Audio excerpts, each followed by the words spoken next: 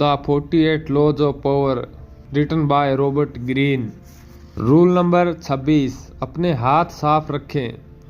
लेखक के विचार, आपको कार्य कुशलता और शिष्टता की मूर्ति दिखना चाहिए। आपके हाथ कभी गलतियों और बुरे कामों से सने नहीं दिखने चाहिए। अपने हाथ साफ रखने के लिए दूसरों का प्यादों की तरह इस्तेमाल करें और खुद को बेदाग रखें। कभी कभार गलतियां होना अपरिहार्य है। दुनिया के बारे में सटीक भविष्यवाणी नहीं की जा सकती। बहरहाल शक्ति के खिलाड़ी अपनी गलतियों की वजह से बर्बाद नहीं होते, बल्कि उन गलतियों को गलत तरीके से सामना करने की वजह से बर्बाद होते हैं। ऑपरेशन करने वाले डॉक्टरों की तरह उन्हें भी ट्यूमर को तेजी से और पूरी तरह से बाहर निकाल देना चाहिए। इस नाजुक ऑपरेशन के लिए बहाने और माफी बहुत थोथरे औजार है, इसलिए शक्तिशाली लोग उनसे बचते हैं। माफी मांगने से लोग आपकी योग्यता या इरादों के बारे में शक करने लगते हैं और ये सोचने लगते हैं कि आप में और भी कमियां होंगी जिनका आपने जिक्र नहीं किया है। बहाने से कोई संतुष्ट नहीं होता है और माफी मांगने से हर व्यक्ति असहज हो जाता है। माफी से गलती खत्म नहीं होती है, यह तो गहरी होती है और फैलती है। गलती होने पर तत्काल खुद पर से ध्यान हटा दें, उसका दोष किसी सुविधाजनक बलि के बकरे पर डाल दें।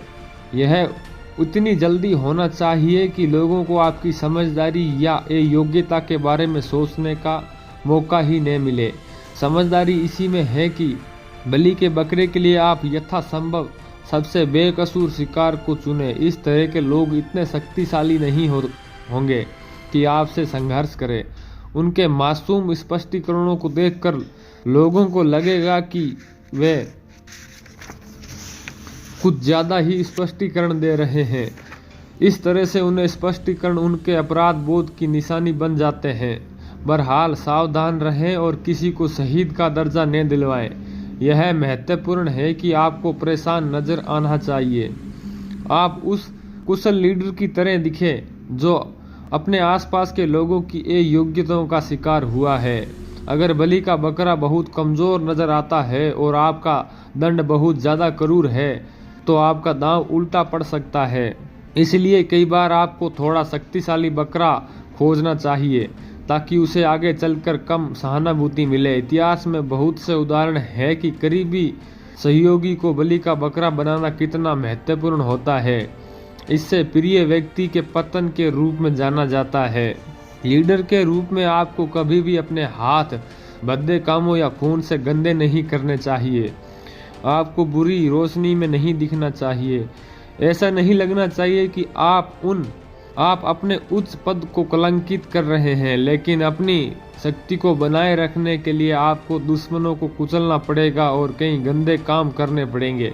आपको ऐसे मोहरों की ज़रूरत है जो आपके लिए वे गंदे और खतरनाक काम कर रहे दें।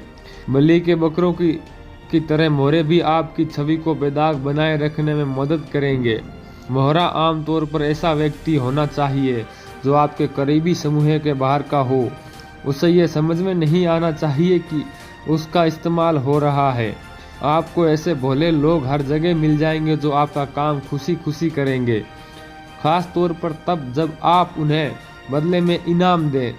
उन्हें लगता है कि वह मासूम और उचित काम कर रहे हैं, जबकि दरअसल वे आपके लिए मैदान साफ कर रहे हैं, आपकी दी गई जानकारी को फैला रहे हैं और आपके प्रतिद्वंदियों को नुकसान पहुंचा रहे हैं। इस तरह वे अनजाने में ही आपके उद्देश्य की पूर्ति में अपने हाथ गंदे कर रहे हैं, जबकि आपके हाथ बिल्कुल साफ हैं।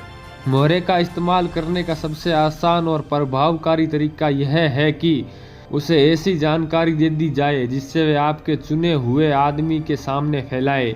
झूठी या गलत जानकारी ऐसे सख्त औजार है, खासकर तब जब कोई ऐसा आदमी इसे फैलाता है जिस पर कोई शक नहीं करता।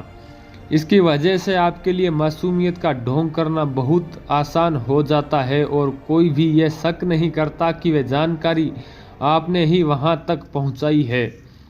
जल्लाद की भूमिका निभाने या बुरी खबर सुनाने के लिए हमेशा किसी दूसरे का इस्तेमाल करना चाहिए, जबकि आपको सिर्फ खुशी और आनंद की खबरें ही सुनानी चाहिए।